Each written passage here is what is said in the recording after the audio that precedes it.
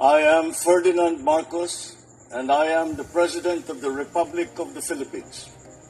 I stand today on behalf of 110 million Filipinos. Salamat po. Sunod po, Raquel Bayan, Radyo Pilipinas.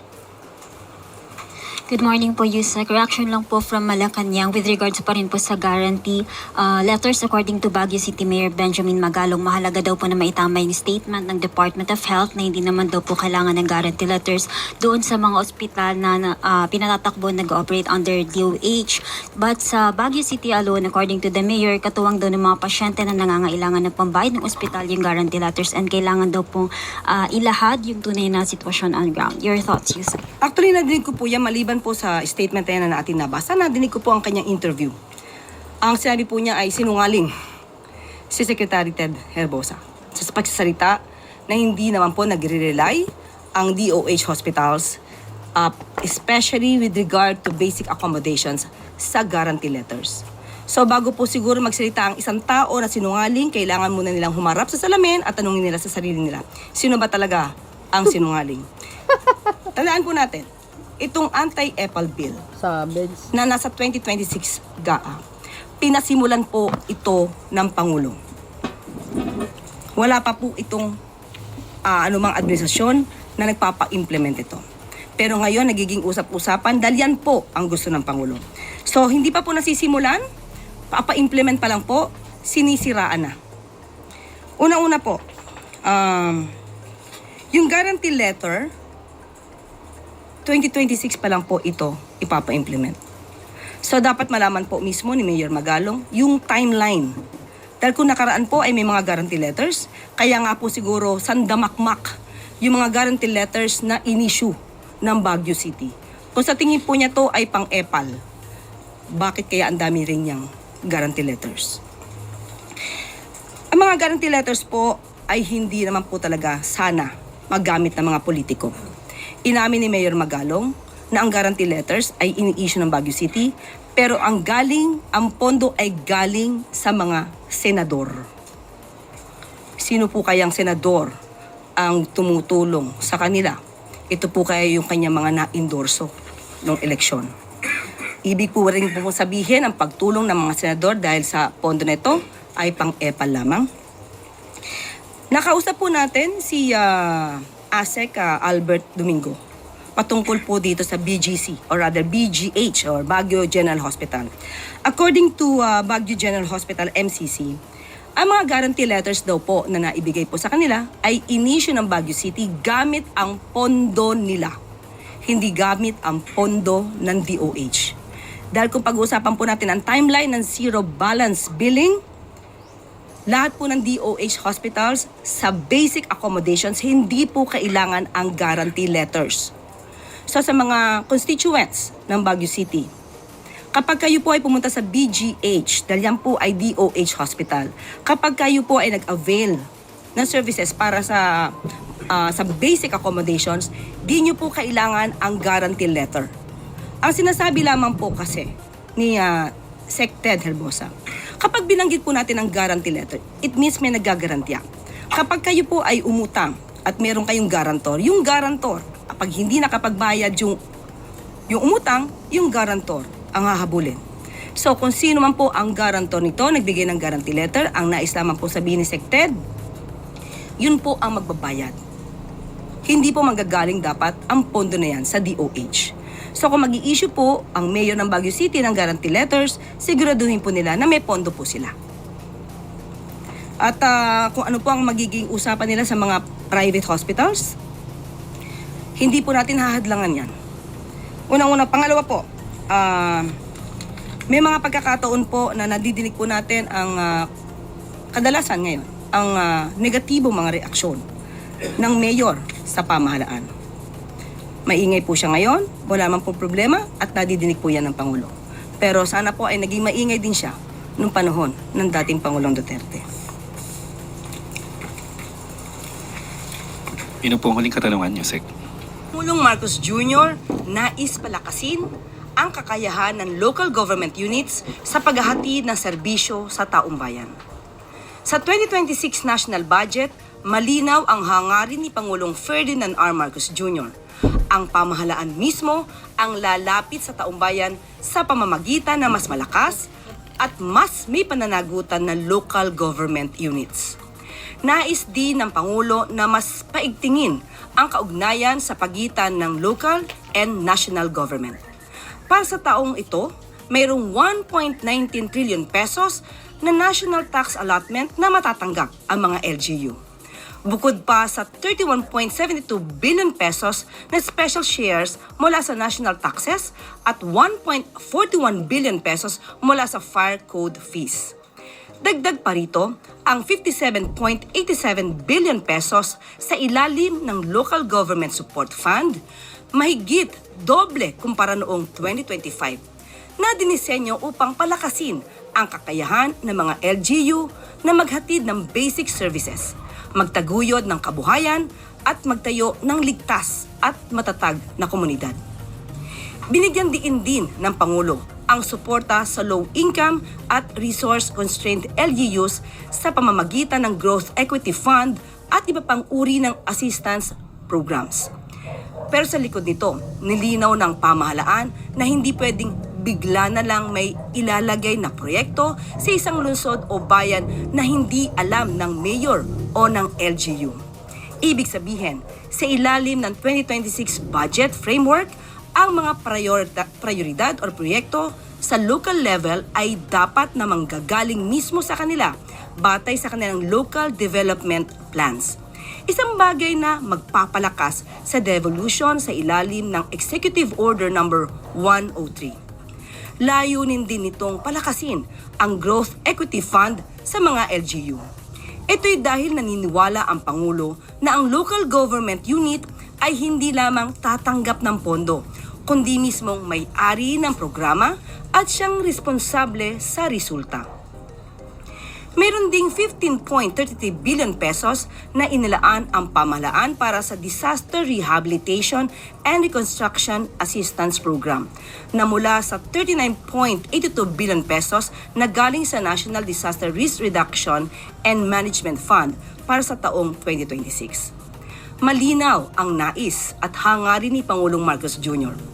Ito ay pagtibayin ang serbisyong lokal at bigyan ng kapasidad ang mga LGU upang malayang makapagdesisyon para sa kanilang nasasakupan.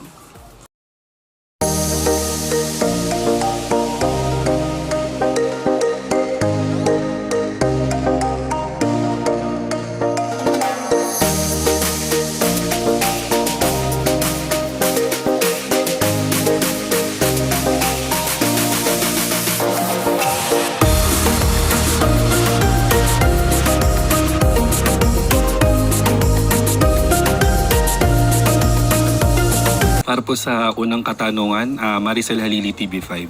Good morning, Yusek. Yusek, ano po ang guidance ng Malacanang sa Independent Commission for Infrastructure? Because I understand even Special Advisor Azurin mentioned that they are planning to send a formal letter to the Office of the President for clarification and guidance as to what will happen to ICI. Kasi kailangan din naman daw mag-prepare ng mga hinire nila ng mga tao. Sa ngayon, wala pong anumang panag-uutos pa ang Pangulo, kundi ipagpatuloy pa rin ang kanilang mandato, ipagpatuloy pa rin ang kanilang pag-iimbestiga, at maging fact-finding committee pa rin po sila. So kung sila po ay susulat sa Pangulo, hintayin po natin ang kanilang panawagan sa Pangulo para po masagot naman ito ng Pangulo. But does the President plan to replace the two commissioners who resigned from ICI? Wala pong nakakarating sa akin, on my part, on my end, wala pa po sa ating ipinaparating na anumang update kung magkakaroon po ng replacement. Pero ngayon po ba, last na lang po, may na-mention po ba si Presidente if there are plans to abolish ICI considering na marami na nga po, na-accomplish na nila yung ilan doon sa mga mandates nila? Sa ngayon po, wala pa rin pong ipinaparating sa atin. Siguro po kapag nakapagbigay na po ng letter si General Azurin at nasagot po ng Pangulo po, bibigyan ko po kayo ng update.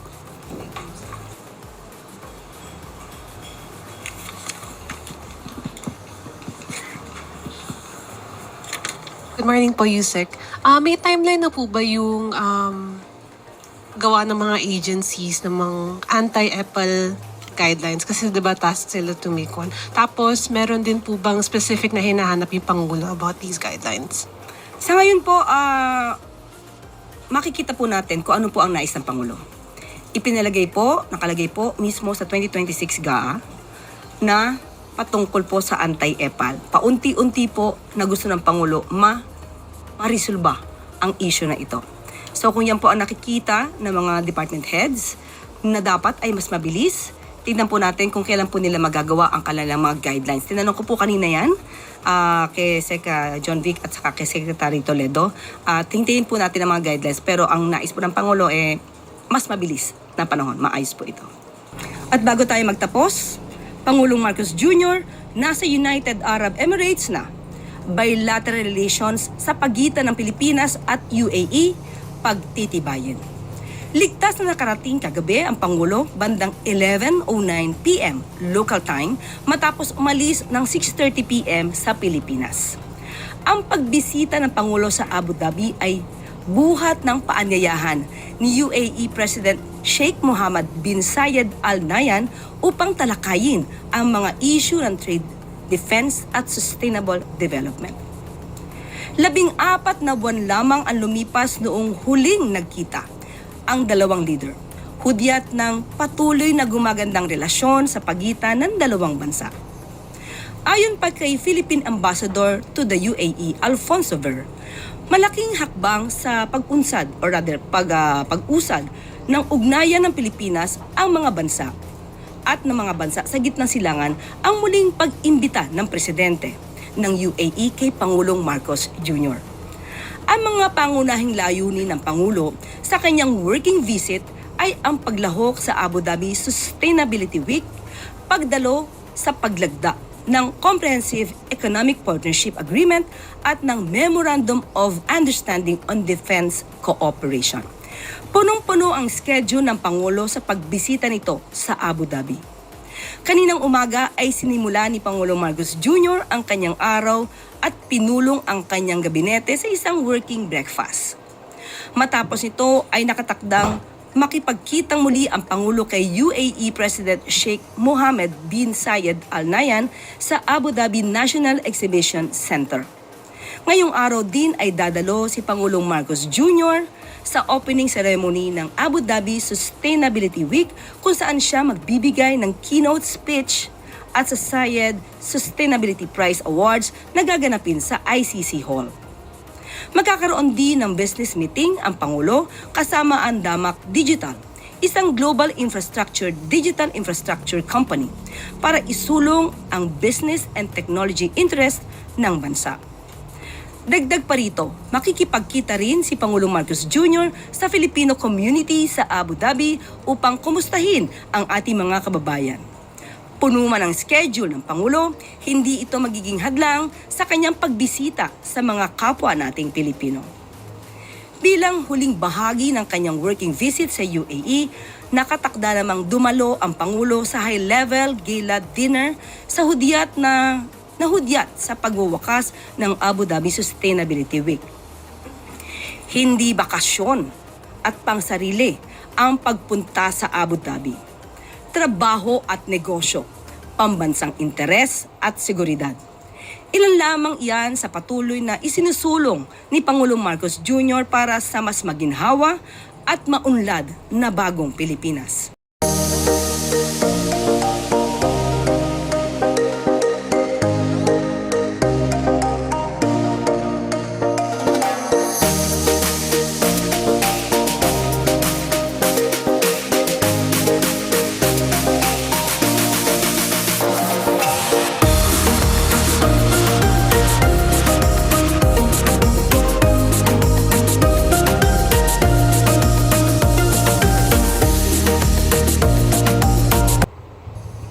So yun mga kababayan, napanood nyo ang report on duty ni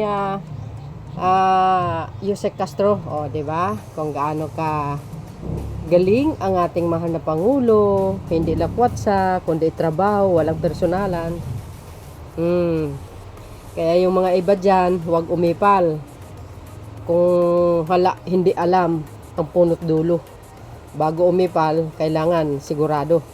Thank you guys for watching. See you again on my next upload. Bye bye bye and baboos. God bless Philippines. There's more. Follow and likes mga best. Bye!